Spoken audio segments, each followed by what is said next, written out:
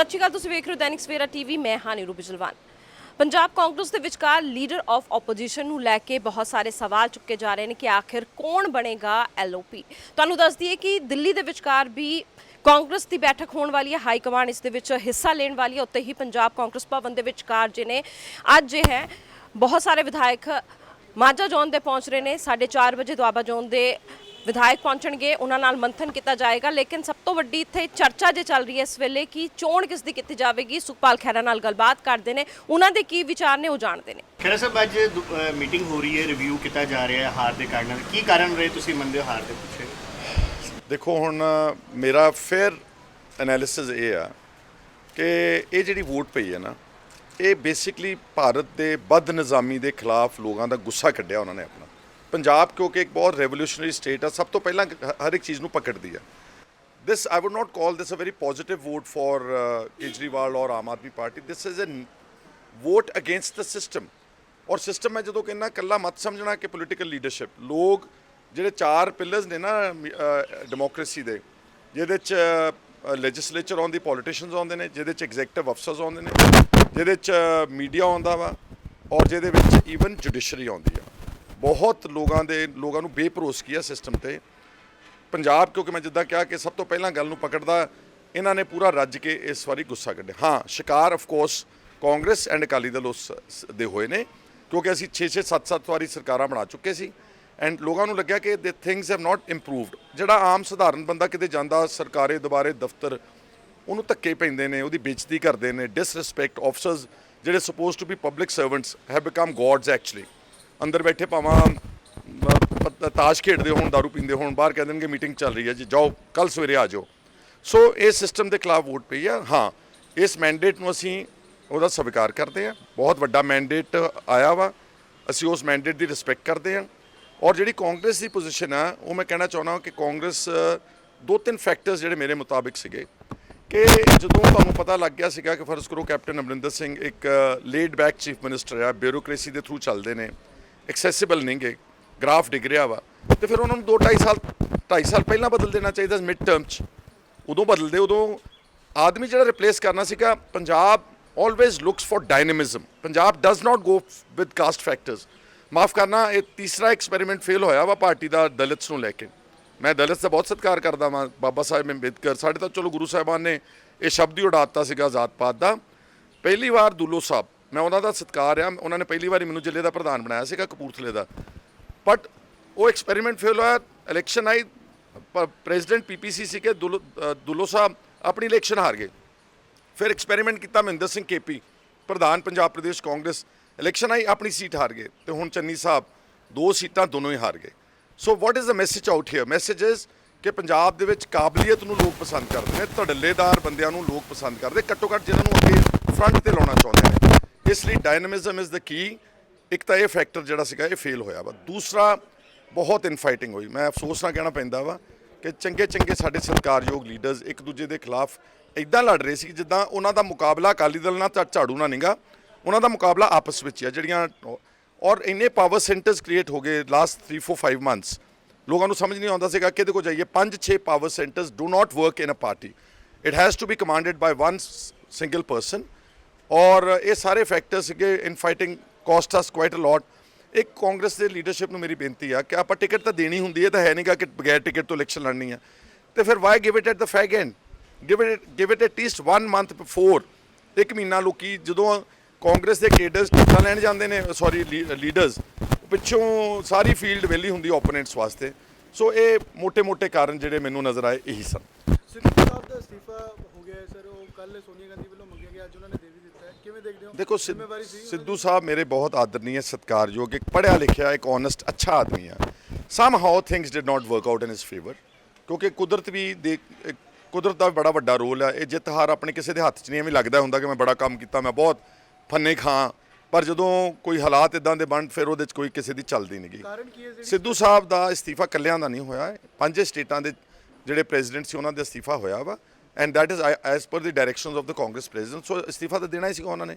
ਸੋ ਇਸ ਕਰਕੇ ਜੇ ਪ੍ਰੈਜ਼ੀਡੈਂਟ ਵੀ ਬਣਾਉਣਾ ਹੁਣ ਜਾਂ ਲੀਡਰ ਆਫ ਆਪੋਜੀਸ਼ਨ ਬਣਾਉਣਾ, ਇਹ ਮੈਂ ਕਾਂਗਰਸ ਪਾਰਟੀ ਨੂੰ ਬੇਨਤੀ ਕਰੂੰਗਾ ਕਿ don't go in for caste factors. ਕੌਣ ਕੀ ਕਰਦਾ ਵਾ, ਲੁੱਕ ਫॉर ਡਾਇਨਾਮਿਕ ਪੀਪਲ, ਜਿਹੜੇ ਲੋਕ ਨਿਡਰਤਾ ਤੇ ਨਿਚਕਤਾ ਦੇ ਨਾਲ ਪਾਰਟੀ ਦੇ ਕੇਡਰਸ ਦੀ ਹਿਫਾਜ਼ਤ ਕਰ ਸਕਣ, ਲੜ ਸਕਣ, ਦੂਜੇ ਦੀ ਅੱਖ ਚੱਕ ਪਾ ਕੇ ਵਿਰੋਧ ਕਰ ਸਕਣ। ਇਹ ਨਹੀਂ ਗਾ ਕਿ ਅਸੀਂ ਲੀਡਰ ਆਫ ਆਪੋਜੀਸ਼ਨ ਜਾਂ ਪ੍ਰੈਜ਼ੀਡੈਂਟ ਬਣ ਗਏ ਤੇ ਅਸੀਂ ਕੰਪਰੋਮਾਈਜ਼ ਮੋਡ ਚਲੇ ਗਏ ਕਿ ਮੈਨੂੰ ਗੱਡੀ ਮੋਟਰ ਕੋਠੀ ਦੇ ਦਿਓ, ਸਿਕਿਉਰਿਟੀ ਦੇ ਦਿਓ, ਮੇਰੀ ਆਪਣੀ ਕਨਸਟੀਟੂਐਂਸੀ ਸੇਫਗਾਰਡ ਕਰ ਦਿਓ ਐਂਡ ਇਟਸ ਆਲ ਰਾਈਟ, ਮੈਂ ਨਰਮ ਵਿਰੋਧ ਕਰੀ ਚੱਲੂੰਗਾ। ਨਹੀਂ, ਇਸ ਵਾਰ ਵਿਰੋਧ ਜਿਹੜਾ ਉਹ ਡਟ ਕੇ ਕਰਨਾ ਪਊਗਾ ਔਰ ਉਹਦੀ ਕੀਮਤ ਅਦਾ ਕਰਨੀ ਪੈਂਦੀ ਆ। ਮੈਂ ਨਾਟ ਦੈਟ ਕਿ ਮੈਂ ਹੰਕਾਰ ਸਮਝੋ, ਮੈਂ ਜਦ ਲੀਡਰ ਆਫ ਆਪੋਜੀਸ਼ਨ ਸੀਗਾ, ਆ ਜਿਹੜਾ ਮੇਰੇ ਤੇ ਈਡੀ ਨੇ ਕੇਸ ਬਣਾਇਆ, ਜਿਹੜਾ ਐਨਡੀਪੀਐਸ ਦਾ ਫਾਜ਼ਿਲਕਾ ਦੀ FIR ਹੋਈ, it is nothing but because I spoke vehemently against the government then.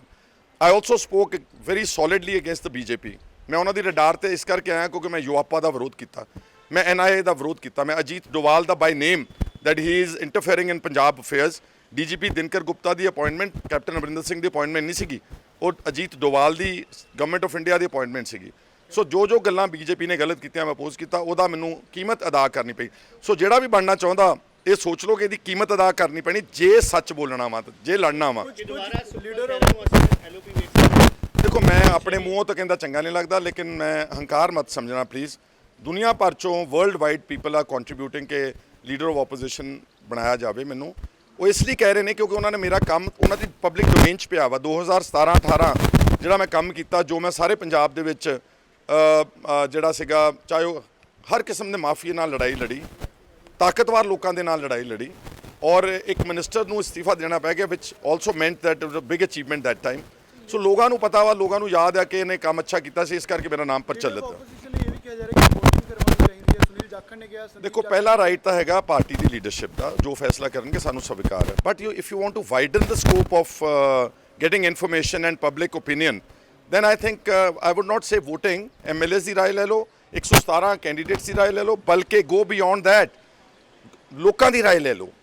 ਇੱਕ ਦੇ ਦਿਓ ਆਪਣਾ ਆਬਜ਼ਰਵਰ ਦਾ ਜਾਂ 2-3 ਨੰਬਰਸ ਦੇ ਦਿਓ, let people tell you Punjab ਦੇ ਲੋਕ ਕਿਹਨੂੰ ਚਾਹੁੰਦੇ ਨੇ, ਜਾਂ ਵੈਸੇ ਵੀ ਸੋਸ਼ਲ ਮੀਡੀਆ ਸਰਚ ਕਰ ਲਓ, ਤੁਹਾਨੂੰ ਸੋਸ਼ਲ ਮੀਡੀਆ ਤੇ ਸਾਰੇ ਇਹਨਾਂ ਗੱਲਾਂ ਦਾ ਜਵਾਬ ਮਿਲ ਜਾਵੇਗਾ।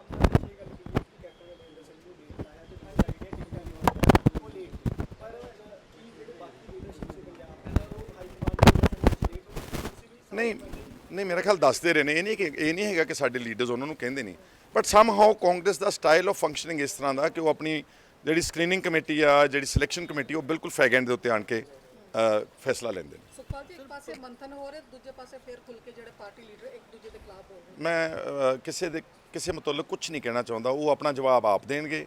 ਆਲ ਆਈ ਕੈਨ ਸੇ ਇਜ਼ ਕਿ this is a time when we need to stick together. ਅਸੀਂ ਪਿੱਠ ਨਾਲ ਪਿੱਠ ਜੋੜ ਕੇ ਖੜਾਂਗੇ, ਜਿੱਦਾਂ ਪੁਰਾਣੇ ਜ਼ਮਾਨੇ ਦੇ ਵਿੱਚ ਇੱਕ ਢਾਲ ਬਣਦੀ ਸੀ ਨਾ, ਜਦੋਂ ਆਪਸ ਵਿੱਚ ਇਕੱਠੇ ਪਿੱਠ ਨਾਲ ਪਿੱਠ ਜੋੜ ਕੇ ਤੁਸੀਂ ਕੋਈ ਹਮਲਾ ਨਹੀਂ ਕਰ ਸਕਦਾ।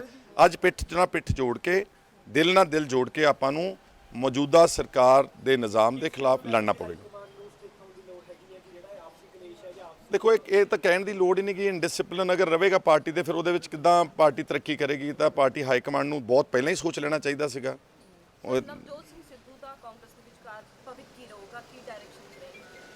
ਦੇਖੋ, ਨਵਜੋਤ ਸਿੰਘ ਸਿੱਧੂ ਹਲੇ ਤਾਂ ਉਹਨਾਂ ਨੇ ਰਿਜ਼ਾਈਨ ਨਹੀਂ ਕੀਤਾ, ਹਲੇ ਰਿਜ਼ਾਈਨ ਐਕਸੈਪਟ ਨਹੀਂ ਹੋਇਆ। Let us C what happen. ਕੋਈ ਜ਼ਰੂਰੀ ਤਾਂ ਨਹੀਂ ਕਿ ਇੱਕ ਸਿਰਫ ਕਿਸੇ ਅਹੁਦੇ ਦੇ ਕਰਕੇ ਬੰਦਾ ਹੈਗਾ। ਦੇਰ ਆਰ ਮੈਨੀ other responsibilities that one gets. ਸੋ ਨਵਜੋਤ ਸਿੰਘ ਸਿੱਧੂ ਦੀ ਮੈਂ ਹਮੇਸ਼ਾ ਪਹਿਲਾਂ ਵੀ ਤੇ ਹਮੇਸ਼ਾ ਰਿਸਪੈਕਟ ਮੁੱਖ ਮੰਤਰੀ ਸਹੁੰ ਚੱਕ ਰਹੇ ਨੇ ਅੱਜ। ਆਮ ਆਦਮੀ ਪਾਰਟੀ ਨੂੰ ਲੈ ਕੇ ਤੁਹਾਡਾ ਇੱਕ ਸਟੈਂਡ ਬੜਾ ਕਲੀਅਰ ਰਿਹਾ ਕਿ ਖੁਦ ਮੁਖਤਿਆਰੀ ਨਹੀਂ ਮਿਲਦੀ। ਲੀਡਰਸ ਉਹੀ ਨੇ, ਰਾਘਵ ਚੱਡਾ, ਅਰਵਿੰਦ ਕੇਜਰੀਵਾਲ ਉੱਤੇ ਆ ਰਹੇ ਨੇ, ਭਗਵੰਤ ਮਾਨ ਨੇ ਸਹੁੰ ਚੁੱਕਣੀ ਹੈ। ਹਲੇ ਵੀ ਲੱਗਦਾ ਹੈ ਕਿ ਦਿੱਲੀ ਤੋਂ ਦੋ ਗੱਲਾਂ ਇਹਦੇ 'ਚ ਮੈਂ ਕਹਿਣਾ ਚਾਹੁੰਦਾ ਵਾਂ ਕਿ ਦੇਖੋ, ਚਲੋ ਉਹ ਤਾਂ ਸਹੁੰ ਚੁੱਕ ਸਮਾਗਮ 'ਚ ਤਾਂ ਉਹਨਾਂ ਦਾ ਲੀਡਰ ਆ ਸਕਦਾ ਵਾ, ਪਰ ਇੱਕ ਗੱਲ ਮੇਰੀ ਅੱਛੀ ਤਰ੍ਹਾਂ ਯਾਦ ਰੱਖਿਓ, ਮੈਂ ਇਹਨਾਂ ਦੇ ਨਾਲ ਕੰਮ ਕੀਤਾ, ਮੈਂ ਅੰਦਰਲੀਆਂ ਸਾਰੀਆਂ ਇਹਨਾਂ ਦੀਆਂ ਅੱਛੀਆਂ ਗੱਲਾਂ ਜਾਣਦਾ ਵਾਂ। ਦੇ ਜਸਟ ਕੈਨੋਟ ਅਲਾਓ ਐਨੀ ਇੰਡੀਪੈਂਡੈਂਟ ਫੰਕਸ਼ਨਿੰਗ। ਇਹ ਕਿਸੇ ਇੰਡੀਪੈਂਡੈਂਟ ਬੰਦੇ ਨੂੰ ਵੈਸੇ ਤਾਂ ਪਹਿਲੀ ਗੱਲ ਪਾਰਟੀ 'ਚ ਨਹੀਂ ਰਹਿਣ ਦਿੰਦੇ। ਜਿਹੜੇ 100% ਸਬਸਰਵੀਐਂਟ ਨੇ, ਹਰ ਹੁਕਮ ਨੂੰ ਸਿਰ ਮੱਥੇ ਕਬੂਲਦੇ ਨੇ, ਉਹੀ ਚੱਲਦੇ ਨੇ ਇਹਨਾਂ ਦੇ ਨਾਲ। ਇਕੱਲਾ ਖਹਿਰਾ ਨਹੀਂ ਕੱਢਿਆ ਇਹਨਾਂ ਨੇ, ਗਾਂਧੀ, ਘੁੱਗੀ, ਛੋਟੇਪੁਰ, ਪ੍ਰਸ਼ਾਂਤ ਭੂਸ਼ਣ, ਜੋਗਿੰਦਰ ਯਾਦਵ, ਤੁਸੀਂ ਦੱਸੋ ਤੁਸੀਂ ਕਿੰਨੇ ਬੰਦੇ ਸੀ ਕਿ ਜਿਹੜੇ ਮਾੜੇ ਜਿਹੇ ਵੀ ਇੰਡੀਪੈਂਡੈਂਟ ਮਾਈਂਡ ਦੇ ਸੀ, they had to leave the party. ਦੂਸਰਾ, ਜਿਹੜਾ ਸਹੁੰ ਚੁੱਕਤੇ ਉਹਨਾਂ ਨੇ ਬਹੁਤ ਖਰਚਾ ਕੀਤਾ ਬੇਲੋੜਾ। ਤੁਸੀਂ ਦੱਸੋ ਮੈਨੂੰ, ਜਦ ਇੱਕ ਵਾਰੀ ਲੋਕਾਂ ਨੇ ਲੈਂਡਸਲਾਈਡ ਵਿਕਟਰੀ ਦੇਤੀ ਤੁਹਾਨੂੰ 50-50 ਹਜ਼ਾਰ ਤੇ ਸੀਟਾਂ ਜਿਤਾਤੀਆਂ, ਹੁਣ ਆਪਾਂ ਇਕੱਠ ਕਰਕੇ ਕੀ ਦਿਖਾਉਣਾ ਚਾਹੁੰਦੇ ਲੋਕਾਂ ਨੂੰ? ਹੋਰ 150 ਕਿੱਲਾ ਕਣਕ ਵਢਾਈ ਤੇ 2.5 ਕਰੋੜ ਪਤਾ ਨਹੀਂ ਕਿੰਨੇ ਕਰੋੜ ਰੁਪਏ ਪੈਸਾ ਲੱਗ ਰਿਹਾ, ਖਰੇ 6-7 ਹਜ਼ਾਰ ਪੁਲਿਸ ਵਾਲਾ, ਪਤਾ ਨਹੀਂ ਕਿੰਨੇ doctor, ambulances. What for? Knowing that the state is under colossal debt. 3 lakh crore ਦਾ ਕਰਜ਼ਾ ਵਾ, 30,000 ਕਰੋੜ ਅਸੀਂ ਸਾਲ ਦਾ ਵਿਆਜ ਭਰ ਰਹੇ ਹਾਂ। ਇਹਨਾਂ ਹਾਲਾਤਾਂ 'ਚ ਆਈ ਐਕਸਪੈਕਟਡ ਕਿ ਆਮ ਆਦਮੀ ਪਾਰਟੀ ਆਪਣੀ ਆਈਡੀਓਲੋਜੀ ਨੂੰ ਸਟਿਕ ਕਰੇ। ਉਹ ਕਹਿੰਦੇ ਆ ਨਾ ਅਸੀਂ ਬੜੇ ਇੱਕ ਪਾਰਟੀ ਅਲੱਗ ਆ, ਰਵਾਇਤੀ ਪਾਰਟੀਆਂ ਤੋਂ ਹਟ ਕੇ ਆ, ਅਸੀਂ ਸਾਦਗੀ 'ਚ ਬਲੀਵ ਕਰਦੇ ਹਾਂ, ਅਸੀਂ ਗਨਮੈਨ ਵੀ ਨਹੀਂ ਲੈਣੇ, ਅਸੀਂ ਸਰਕਾਰੀ ਗੱਡੀਆਂ ਵੀ ਨਹੀਂ ਲੈਣੀਆਂ, ਅਸੀਂ ਪੈਨਸ਼ਨ ਵੀ ਨਹੀਂ ਲੈਣੀ। ਤੇ ਫਿਰ ਐਡੇ ਵੱਡੇ ਵੱਡੇ ਇਕੱਠ 2-3 ਵਾਰੀ ਅੰਮ੍ਰਿਤਸਰ ਵੀ ਕਰ ਲਿਆ, ਸਰਕਾਰੀ ਬੱਸਾਂ ਲੈ ਕੇ ਇੱਧਰ ਵੀ ਕਰਤਾ। ਲਾਸਟ ਇੱਕ ਗੱਲ ਕਹਿਣਾ ਚਾਹੁੰਦਾ, ਜਿਹੜੀ ਗੱਲਾਂ ਚੰਗੀਆਂ ਕੀਤੀਆਂ ਇਹਨਾਂ ਨੇ ਸਿਕਿਉਰਿਟੀ ਲਈ 122 ਬੰਦਿਆਂ ਦੀ ਵਾਪਸ, ਮੈਂ ਉਹਦਾ ਸਵਾਗਤ ਕਰਦਾ। ਮੈਂ ਇੱਥੋਂ ਤੁਹਾਨੂੰ ਕਹਿਣਾ ਚਾਹੁੰਦਾ ਭਗਵੰਤ ਮਾਨ ਨੂੰ, ਮੇਰੇ ਕੁਲੀਗ ਰਹੇ ਨੇ, ਮੇਰੇ ਛੋਟਾ ਭਰਾ ਮੇਰਾ, ਜਿਹੜੀ ਵੀ ਗੱਲ ਅੱਛੀ ਕਰਨਗੇ ਮੈਂ ਉਹਦਾ ਸਵਾਗਤ ਕਰੂੰਗਾ ਇਰਰਿਸਪੈਕਟਿਵ ਆਫ ਪਾਰਟੀ ਅਫੀਲੀਏਸ਼ਨਸ। ਪਰ ਜਦੋਂ ਗੱਲ ਗਲਤ ਕਰਨਗੇ ਉਹਨੂੰ ਮੈਂ ਟੋਕੂ। ਹੁਣ ਦੇਖੋ MLAs ਨੇ ਇਹਨਾਂ ਦੇ, ਇਹ ਹਸਪੀਟਲ ਚੈੱਕ ਕਰਦੇ ਨੇ, ਸਕੂਲ ਚੈੱਕ ਕਰਦੇ ਨੇ, ਥਾਣਿਆਂ ਜਾਂ ਵਾਟਐਵਰ, ਇਹ ਸਾਡੀ ਪਾਵਰਸ ਹੀ ਹੈ ਨਹੀਂ ਗੀਆਂ। Try to understand. ਮੈਂ ਆਪਣੇ ਸਾਰੇ ਨਵੇਂ ਇਲੈਕਟਡ MLAs ਨੂੰ ਕਹਿਣਾ ਚਾਹੁੰਦਾ ਕਿ MLA ਇਜ਼ ਬੇਸਿਕਲੀ ਇੱਕ ਲਾਅ ਮੇਕਰ, ਵਿਧਾਨਕਾਰ ਆ ਇਹ। ਸਾਡੇ ਕੋਲ ਐਡਮਿਨਿਸਟ੍ਰੇਟਿਵ ਪਾਵਰਸ ਨਹੀਂ ਹੈ, ਅਸੀਂ ਕੋਈ ਰਜਿਸਟਰ ਨਹੀਂ ਚੈੱਕ ਕਰ ਸਕਦੇ, ਅਸੀਂ ਕੋਈ ਹਸਪੀਟਲ ਨਹੀਂ ਚੈੱਕ ਕਰ ਸਕਦੇ। ਔਰ ਇੱਕ ਡਾਕਟਰ ਵਿਚਾਰਾ ਸੀ, ਸ਼ਾਇਦ ਉਹਦੀ ਥੋੜੀ ਬਹੁਤੀ ਪੀਤੀ ਹੋਈ ਸੀ ਤੇ ਆਮ ਆਦਮੀ ਪਾਰਟੀ ਨੇ ਉਹਦੀ ਤੋਹੀਨ ਕੀਤੀ on live on the Facebook, which was very very saddening. ਔਰ ਮੇਰਾ ਖਿਆਲ ਸ਼ਾਇਦ ਹੀ ਵਾਸ ਸੇਇੰਗ ਕਰੋਨਾ, ਕਹਿਣਾ ਤਾਂ ਸੀਗਾ ਕਿ ਇਹਦਾ ਮੈਡੀਕਲ ਕਰਾਓ, ਮੁਲਾਜ਼ਾ ਕਰਾਓ, ਉਹ ਕਹਿੰਦਾ ਜੀ ਪੋਸਟਮਾਰਟਮ ਕਰਾਓ। This is very bad. Officers ਦੀ ਤੋਹੀਨ ਨਾ ਕਰੋ। ਆਫਿਸਰ ਠੀਕ ਹੈ, ਤੁਸੀਂ ਇੱਕ ਪਾਲਿਸੀ ਬਣਾਓ। ਤੁਹਾਨੂੰ ਲੱਗਦਾ ਕਿ ਅਫਸਰਸ਼ਾਹੀ ਕਰਪਟ ਆ ਪੰਜਾਬ 'ਚ, ਮਾੜੀ ਆ, ਸਾਰੇ ਮਾੜੇ ਨਹੀਂ ਹੁੰਦੇ, ਪਰ ਚਲੋ ਜਿਹੜੇ ਮਾੜੇ ਨੇ ਤੁਸੀਂ ਇੱਕ ਨੀਤੀ ਬਣਾਓ ਨਾ ਚੰਡੀਗੜ੍ਹ ਤੋਂ ਕਿ ਆਹ ਸਾਡੀ ਪਾਲਿਸੀ ਆ, officers will have to follow this policy, they will have to be present from 9 to 5, there will be biometric hand prints, nobody can leave the office, and time bound ਫੈਸਲੇ ਲੈਣੇ ਪੈਣਗੇ। ਇਹ ਨਹੀਂਗਾ ਕਿ ਨੰਬਰਦਾਰੀ ਕਰ ਰਹੇ ਆ ਤੇ ਸਾਲ ਨੰਬਰਦਾਰੀ ਦੇ ਫੈਸਲੇ ਟੰਗੇ ਹੋਏ ਨੇ, ਨਿਸ਼ਾਨਦੇਹੀ ਚੱਲ ਰਹੀ ਆ, 2 ਸਾਲ ਨਿਸ਼ਾਨਦੇਹੀਆਂ ਦੇ ਫੈਸਲੇ ਚੱਲ ਰਹੇ ਨੇ। Time bound, accountability, transparency, this has to be done at the government level through a policy, not by checking random checking. So ਇਹ ਮੈਨੂੰ ਦੁੱਖ ਲੱਗਿਆ। ਮੈਂ ਆਪਣੇ MLA ਕੁਲੀਗਸ ਨੂੰ ਕਹੂੰਗਾ ਕਿ ਆਪਾਂ ਨੂੰ ਸ਼ੋਭਦਾ ਹੀ ਨਹੀਂਗਾ ਵੈਸੇ ਕਿ ਆਪਾਂ ਜਾ ਕੇ ਥਾਣਿਆਂ 'ਚ ਜਾਂ ਸਕੂਲਾਂ 'ਚ ਜਾਂ ਹਸਪਤਾਲਾਂ ਦੇ ਵਿੱਚ, ਤਹਿਸੀਲਾਂ ਦੇ ਵਿੱਚ ਜਾ ਕੇ ਆਪਾਂ ਅਫਸਰਾਂ ਦੀ ਤੋਹੀਨ ਕਰੀਏ। ਇਹ ਤੋਹੀਨ ਨਹੀਂ ਬਣਦੀ, ਨਹੀਂ ਗੀ ਤੋਹੀਨ, ਕਿਉਂਕਿ ਸਾਡੇ ਕੋਲ ਪਾਵਰਸ ਟੂ ਸਸਪੈਂਡ ਨਹੀਂ ਗਿਆ। ਅਸੀਂ ਚਾਰਜਸ਼ੀਟ ਨਹੀਂ ਕਰ ਸਕਦੇ, ਅਸੀਂ ਕੋਈ ਰਿਕਮੈਂਡ ਨਹੀਂ ਕਰ ਸਕਦੇ। ਇਹ ਤਾਂ ਸਿਰਫ ਚੀਫ ਸੈਕਟਰੀ ਕਰ ਸਕਦਾ, ਉਹਨਾਂ ਨੂੰ ਅਫਸਰਾਂ ਦੀ ਤਲਬੀ, ਜਵਾਬ ਤਲਬੀ, ਜਾਂ ਉਹਨਾਂ ਦੇ ਹੈਡ ਆਫ ਡਿਪਾਰਟਮੈਂਟਸ ਕਰ ਸਕਦੇ। ਦਿਸ ਵਾਸ ਮਾਈ ਸਟੈਂਡ ਔਨ ਥੀਸ ਇਸ਼ੂ। ਦੇਖੋ ਇੱਕ ਗੱਲ ਹੈਗੀ ਆ ਕਿ ਇੱਕ ਮੈਂ I will also give this suggestion ones things settle down. ਜਿਹੜਾ ਸਪੋਕਸਪਰਸਨ ਹੁੰਦਾ ਨਾ ਪਾਰਟੀ ਦੇ, ਜਿਹੜਾ TV ਤੇ, ਉਹ ਪਹਿਲਾਂ ਆਥੋਰਾਈਜ਼ਡ ਨੂੰ ਹੀ ਇੱਕ ਕਹਿਣ, ਆਪ ਇੱਥੇ ਤਾਂ ਖਲਾਰਾ ਮਚਿਆ ਹੋਇਆ ਸੀ, ਜਿਹਦਾ ਦਿਲ ਕਰਦਾ ਸੀ ਕੋ ਜਾ ਕੇ ਜੋ ਦਿਲ ਕਰਦਾ ਸੀ ਬਿਆਨ ਦੇ ਰਿਹਾ ਹੈਗਾ।